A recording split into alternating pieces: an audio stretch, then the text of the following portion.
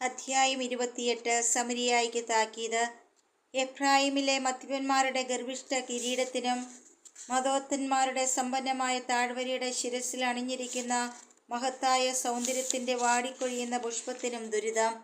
ഇതാ, കർത്താവിൻ്റെ കരുത്തനായ യോദ്ധാവ്, കന്മഴക്കാറ്റുപോലെ, നാശം വിതയ്ക്കുന്ന കൊടുങ്കാറ്റുപോലെ, കൂലം തകർത്തൊഴുകുന്ന മലവെള്ളം പോലെ ഒരുവൻ.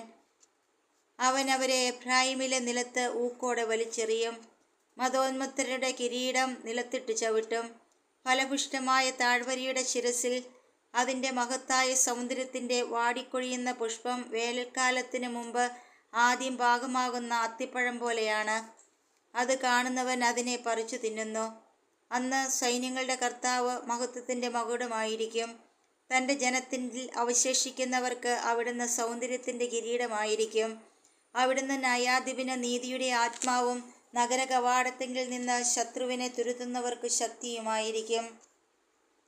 പുരോഹിതന്മാർക്കും പ്രവാചകന്മാർക്കും താക്കീത്. പുരോഹിതന്മാരും പ്രവാചകന്മാരും പോലും വീഞ്ഞു കുടിച്ച് മതിക്കുന്നു. ലഹരി പിടിച്ച് അവർ ആടി ഉലയുന്നു. വീഞ്ഞ് അവരെ വഴിതെറ്റിക്കുന്നു. അവർക്ക് ദർശനങ്ങളിൽ തെറ്റുപറ്റുന്നു.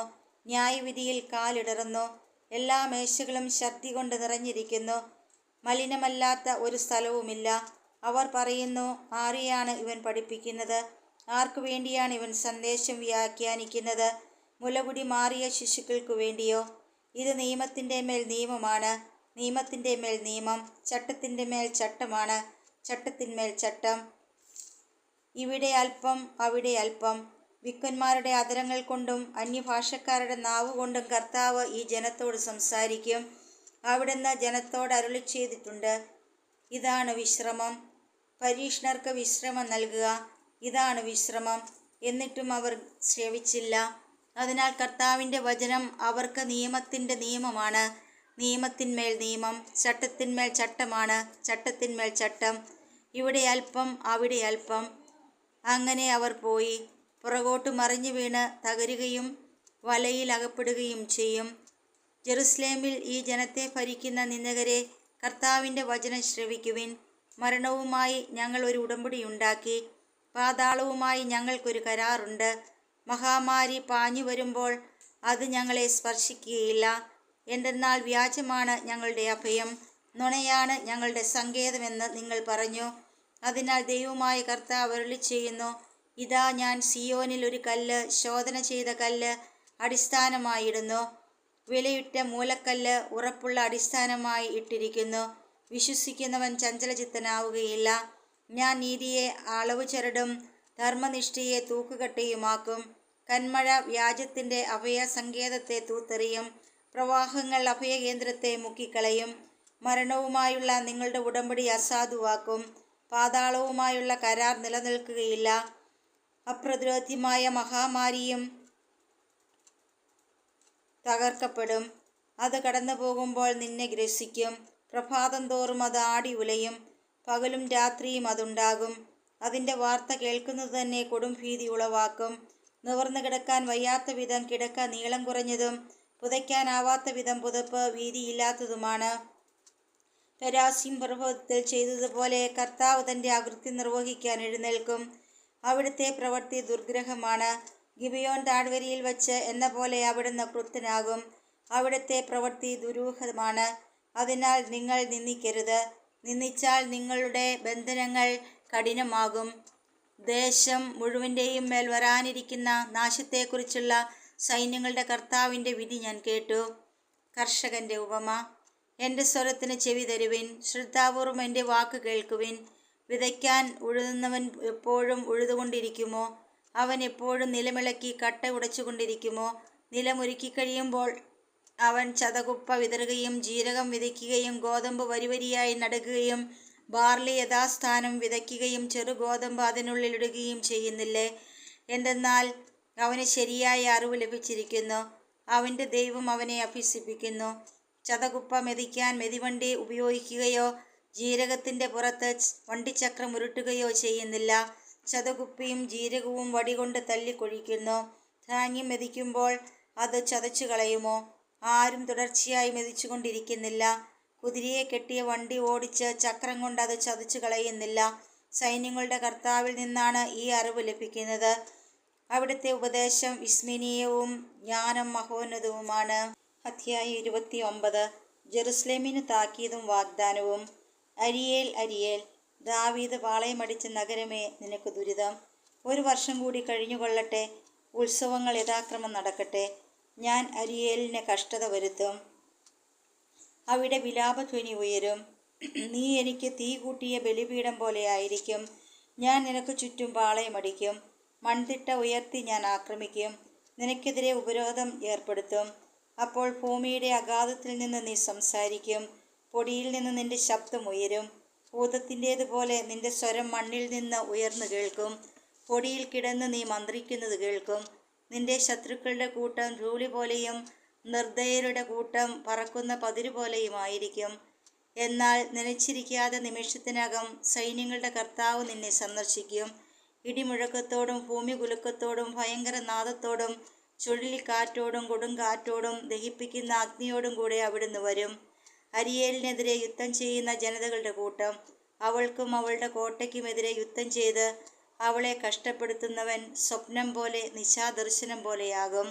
സിയോൻ പർവ്വതത്തിനെതിരെ യുദ്ധം ചെയ്യുന്ന ശത്രു സമൂഹം ഭക്ഷിക്കുന്നതായി സ്വപ്നം കണ്ടിട്ട് ഉണരുമ്പോൾ വിശക്കുന്നവനെ പോലെയും കുടിക്കുന്നതായി സ്വപ്നം കണ്ടിട്ട് വരണ്ട തൊണ്ടയുമായി ഉണരുന്നവനെ പോലെയുമാകും. വിസ്മയസപ്തരാകുവിൻ, നിങ്ങളെ തന്നെ അന്ധരാക്കുവിൻ, ഉന്മത്തരാകുവിൻ, എന്നാൽ വീഞ്ഞുകൊണ്ടാവരുത്. ആടി നടക്കുവിൻ, എന്നാൽ മദ്യപിച്ചിട്ടാവരുത്. കർത്താവ് നിങ്ങളുടെ മേൽ നിദ്രാലസ്യത്തിൻ്റെ നിശ്വാസം അയച്ചു. പ്രവാചകന്മാരാകുന്ന നിങ്ങളുടെ കണ്ണുകൾ അടയ്ക്കുകയും ദീർഘദർശികളായ നിങ്ങളുടെ ശിരസ്സുകൾ മൂടുകയും ചെയ്തു. ഈ ദർശനം നിങ്ങൾക്ക് മുദ്രിത ഗ്രന്ഥത്തിലെ വാക്കുകൾ പോലെയായിരിക്കുന്നു.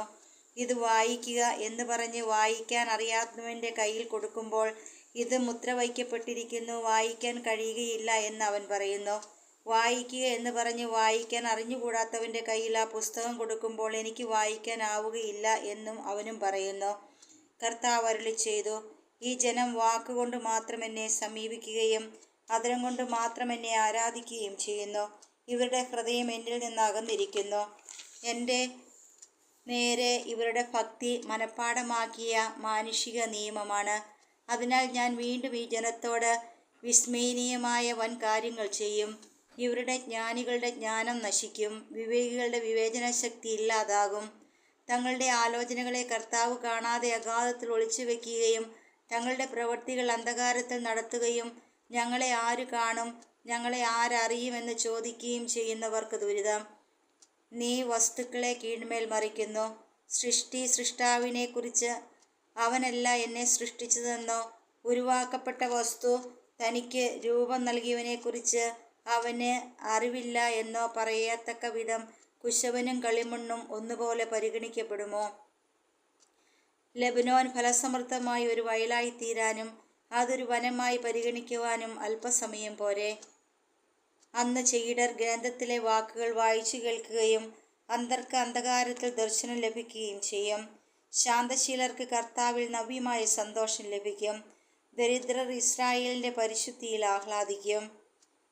നിർദ്ദയർ അപ്രത്യക്ഷരാകുകയും നിന്ദകർ ഇല്ലാതാവുകയും തിന്മ ചെയ്യാൻ നോക്കിയിരിക്കുന്നവർ വിച്ഛേദിക്കപ്പെടുകയും ചെയ്യും. അവർ ഒരുവനെ ഒരു വാക്കിൽ പിടിച്ച് കുറ്റക്കാരനാക്കുകയും നഗര കവാടത്തിങ്കിലിരുന്ന് ശാസിക്കുന്നവന് കെണിവയ്ക്കുകയും അടിസ്ഥാനരഹിതമായ വാദം കൊണ്ട് നീതിമാന് നീതി നിഷേധിക്കുകയും ചെയ്യുന്നു. അബ്രാഹത്തെ രക്ഷിച്ച കർത്താവ് യാക്കോബിൻ്റെ ഭവനത്തെക്കുറിച്ച് അരുളിച്ചെയ്യുന്നു. യാക്കോബ് ഇനിമേൽ ലജ്ജിതനാവുകയില്ല, ഇനിമേൽ അവൻ്റെ മുഖം വിവരണമാവുകയില്ല. ഞാൻ ജനത്തിൻ്റെ മധ്യേ ചെയ്ത പ്രവൃത്തികൾ കാണുമ്പോൾ അവൻ്റെ സന്തതി എൻ്റെ നാമത്തെ മഹത്വപ്പെടുത്തും. അവർ യാക്കോബിൻ്റെ പരിശുദ്ധനെ മഹത്വപ്പെടുത്തും. ഇസ്രായേലിൻ്റെ ദൈവത്തിൻ്റെ മുമ്പിൽ ഭക്തിയോടെ അവർ നിലകൊള്ളും. തെറ്റിലേക്ക് വഴുതിപ്പോയവർ വിവേകത്തിലേക്ക് മടങ്ങിവരും. പിറുപിറുത്തിരുന്നവർ ഉപദേശം സ്വീകരിക്കും. അധ്യായം 30. സഹായത്തിന് ഈജിപ്തിലേക്ക്. കർത്താവ് അരുളിച്ചെയ്യുന്നു, എൻ്റേതല്ലാത്ത പദ്ധതികൾ നടപ്പിലാക്കുകയും എനിക്ക് അഹിതമായി സഖ്യമുണ്ടാക്കുകയും ചെയ്ത് പാപം കുന്നുകൂട്ടിയ അനുസരണമില്ലാത്ത സന്തതികൾക്ക് ദുരിതം. അവർ എൻ്റെ ആലോചന ആരായാതെ ഈജിപ്തിലേക്ക് പോയി ഫറവോയെ അഭയം പ്രാപിക്കുകയും ഈജിപ്തിൻ്റെ തണലിൽ സങ്കേതം തേടുകയും ചെയ്തു.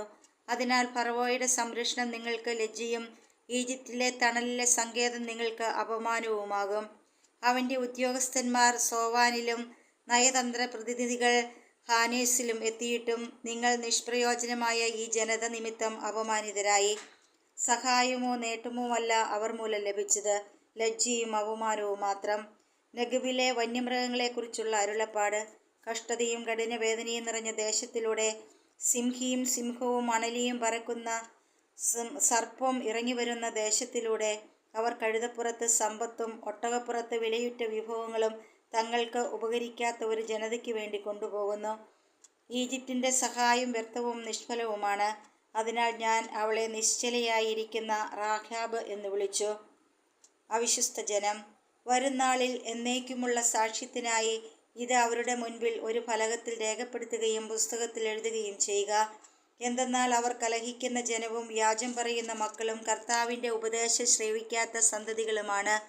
ദർശിക്കരുതെന്ന ദീർഘദർശികളോടും ശരിയായിട്ടുള്ളത് ഞങ്ങളോട് പ്രവചിക്കരുത്, മറിച്ച് കേൾക്കാൻ ഇൻപമുള്ളതും മിഥ്യയുമായിട്ടുള്ളതും മാത്രം പറയുക. നേർവഴി വിട്ടു പോകുക, മാർഗത്തിൽ നിന്ന് പിന്തിരിയുക. ഇസ്രായേലിൻ്റെ പരിശുദ്ധനെപ്പറ്റി ഇനി ഒന്നും ഞങ്ങൾക്ക് കേൾക്കേണ്ടതില്ല എന്ന് പ്രവാചകരോടും അവർ പറയുന്നു.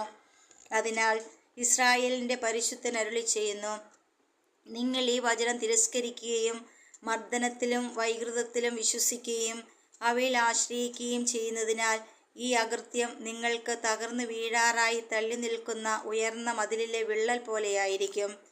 അത് നിർദ്ദയം അടിച്ചുടച്ച് കുശവൻ്റെ കലം പോലെയായിരിക്കും. അടുപ്പിൽ നിന്ന് തീ കോരുന്നതിനോ കൽത്തൊട്ടിയിൽ നിന്ന് വെള്ളം കോരിയെടുക്കുന്നതിനോ ഉപകരിക്കുന്ന ഒരു കഷ്ണം പോലും അതിൽ അവശേഷിക്കുകയില്ല. അതിനാൽ ഇസ്രായേലിൻ്റെ പരിശുദ്ധനായ ദൈവമായ കർത്താവ് അരുളി ചെയ്യുന്നു, തിരിച്ചു വന്ന് സ്വസ്ഥമായിരുന്നാൽ നിങ്ങൾ രക്ഷപ്പെടും. സ്വസ്ഥതയും ആശ്രയവുമായിരിക്കും നിങ്ങളുടെ ഫലം. എന്നാൽ നിങ്ങൾ അങ്ങനെ ആയിരിക്കുകയില്ല. നിങ്ങൾ പറഞ്ഞു, ഇല്ല, ഞങ്ങൾ കുതിരപ്പുറത്ത് കയറി ശീഘ്രം സഞ്ചരിക്കും. അതിനാൽ നിങ്ങൾ വേഗം അകന്നു പോകും. ഞങ്ങൾ ശീഘ്രതയുള്ള പടക്കുതിരയുടെ പുറത്ത് സഞ്ചരിക്കും എന്ന് നിങ്ങൾ പറഞ്ഞു. അതിനാൽ നിങ്ങളെ പിന്തുടരുന്നവരും അതിവേഗമായിരിക്കും വരിക. ഒരുവനെ പേടിച്ച് 1000 പേർ ഓടും. 5 പേർ ഭീഷണിപ്പെടുത്തിയാൽ നിങ്ങൾ എല്ലാവരും ഓടും. നിങ്ങളിൽ അവശേഷിക്കുന്നവർ മലമുകളിലെ കൊടിമരവും കുന്നിൻമുകളിലെ ചൂണ്ടുപലകയും പോലെയായിരിക്കും. അതിനാൽ നിന്നോട് ഔദാര്യം കാണിക്കാൻ കർത്താവ് കാത്തിരിക്കുന്നു. നിന്നോട് കാരുണ്യം പ്രദർശിപ്പിക്കാൻ അവിടുന്ന് തന്നെ ഉയർത്തുന്നു. എന്തെന്നാൽ കർത്താവ് നീതിയുടെ ദൈവമാണ്. അവിടുത്തേക്ക് വേണ്ടി കാത്തിരിക്കുന്നവർ ഭാഗ്യവാന്മാർ. ജനത്തിൻ്റെ മാനസാന്തരം. ജെറുസലേമിൽ വസിക്കുന്ന സിയോൻ ജനമേ, ഇനിമേൽ നീ കരയുകയില്ല. നിന്റെ വിലാപസ്വരം കേട്ട് അവിടുന്ന് കരുണ കാണിക്കും. അവിടുന്ന് അത് കേട്ട് നിനക്ക് ഉത്തരമരുളും. കർത്താവ് നിനക്ക് കഷ്ടതയുടെ അപ്പവും ക്ലേശത്തിൻ്റെ ജലവും തന്നാലും നിന്റെ ഗുരു നിന്നിൽ നിന്ന് മറഞ്ഞിരിക്കുകയില്ല. നിന്റെ നയനങ്ങൾ നിന്റെ ഗുരുവിനെ ദർശിക്കും. നീ വലത്തോട്ടോ ഇടത്തോട്ടോ തിരിയുമ്പോൾ നിന്റെ കാതുകൾ പിന്നിൽ നിന്ന് ഒരു സ്വരം ശ്രവിക്കും, ഇതാണ് വഴി, ഇതിലെ പോകുക. അപ്പോൾ നിങ്ങളുടെ വെള്ളി പൊതിഞ്ഞ കൊത്തുവിഗ്രഹങ്ങളെയും സ്വർണം പൂശിയ വാർപ്പ് വിഗ്രഹങ്ങളെയും നിങ്ങൾ നിന്ദിക്കും. ദൂരെ പോകുവിനെന്ന് പറഞ്ഞ് നിങ്ങൾ അവയെ മലിന വസ്തുക്കൾ എന്ന പോലെ എറിഞ്ഞുകളയും. അവിടുന്ന് നീ വിതയ്ക്കുന്ന വിത്തിന് മഴ നൽകും, ധാന്യം സമൃദ്ധമായി വിളയും. അന്ന് നിന്റെ കന്നുകാലികൾ വിശാലമായ മേച്ചിൽപ്പുറങ്ങളിൽ മേയും. നിലമുഴുകുന്ന കാളകളും കഴുതകളും കോരിക കൊണ്ടും വല്ലി കൊണ്ടും ഒരുക്കിയതും ഉപ്പ് ചേർത്തതുമായ വയ്ക്കോൽ തിന്നും. മഹാസംഹാരത്തിൻ്റെ ദിനത്തിൽ ഗോപുരങ്ങൾ വീണ് തകരുമ്പോൾ ഉന്നതമായ പർവ്വതങ്ങളിലും കുന്നുകളിലും വെള്ളം നിറഞ്ഞ അരുവികൾ ഉണ്ടാകും. കർത്താവ് തൻ്റെ ജനത്തിൻ്റെ മുറിവുകൾ വച്ചുകെട്ടുകയും തൻ്റെ പ്രഹരം കൊണ്ടുണ്ടായ മുറിവുകൾ സുഖപ്പെടുത്തുകയും ചെയ്യുന്ന ദിവസം ചന്ദ്രപ്രകാശം സൂര്യൻ്റെ ശോഭ പോലെയും സൂര്യപ്രകാശം 7 ദിവസങ്ങളിലെ പ്രകാശം ഒന്നിച്ചായിരുന്നാൽ എന്ന പോലെയും 7 ഇരട്ടിയാകും. അസീറിയായ്ക്ക് ശിക്ഷ. അവിടുത്തെ കോപം കൊണ്ട് ജ്വലിച്ചിട്ടും കനത്ത പുക വമിച്ചുകൊണ്ടും ഇതാ കർത്താവിൻ്റെ നാമം ദൂരെ നിന്ന് വരുന്നു. അവിടുത്തെ അധരങ്ങൾ രോഷാകുലമാണ്. അവിടുത്തെ നാവ് ദഹിപ്പിക്കുന്ന അഗ്നി പോലെയുമാണ്. കവിഞ്ഞൊഴുകുന്നതും കഴുത്തുവരെ എത്തുന്നതുമായ നദിക്ക് തുല്യമാണ് അവിടുത്തെ ശ്വാസം. അത് ജനതകളെ നാശത്തിൻ്റെ അരിപ്പിയിൽ അരിക്കുന്നു. അവരുടെ താടിയലിൽ വഴിതെറ്റിക്കുന്ന കടിഞ്ഞാൻ ബന്ധിക്കുന്നു. ഉത്സവരാത്രിയിൽ എന്ന പോലെ നിങ്ങൾ ഗാനം ആലപിക്കും. ഇസ്രായേലിൻ്റെ രക്ഷാശിലയായ കർത്താവിൻ്റെ പർവ്വതത്തിലേക്ക് കുഴൽനാദത്തിനൊത്ത് പോകുമ്പോഴെന്ന പോലെ നിങ്ങൾ ഹൃദയത്തിൽ ആനന്ദിക്കും. ഉഗ്രകോപത്തിലും ദഹിപ്പിക്കുന്ന അഗ്നിയിലും ഇടിമുഴക്കത്തിലും കന്മഴയിലും കർത്താവ് പ്രഹരിക്കാൻ കരം വീശുന്നത് നിങ്ങൾ കാണുകയും അവിടുത്തെ ഗംഭീര ശബ്ദം നിങ്ങൾ കേൾക്കുകയും ചെയ്യും. കർത്താവ് തൻ്റെ ദണ്ഡുകൊണ്ട് പ്രഹരിക്കുമ്പോൾ അവിടുത്തെ സ്വരം കേട്ട് അസീറിയർ ഭയവിഹുലരായിത്തീരും. ശിക്ഷാദണ്ഡുകൊണ്ട് കർത്താവ് അടിക്കുന്ന ഓരോ അടിയോടും കൂടെ തപ്പിൻ്റെയും കിന്നരത്തിൻ്റെയും നാദമുയരും. കരം ചുഴറ്റി അവിടുന്ന് അവരോട് യുദ്ധം ചെയ്യും. ദഹിപ്പിക്കാനുള്ള സ്ഥലം പണ്ടേ ഒരുക്കിയിട്ടുണ്ട്. രാജാവിന് വേണ്ടിയാണ് അത് ഒരുക്കിയിരിക്കുന്നത്. അതിൻ്റെ ചിത ആഴമേറിയതും വിസ്താരമുള്ളതുമാണ്. അഗ്നിയും വിറകും ധാരാളം കരുതിയിട്ടുണ്ട്. കർത്താവിൻ്റെ നിശ്വാസം ഒരു ഗന്ധക നദി പോലെ അതിനെ ജ്വലിപ്പിക്കുന്നു.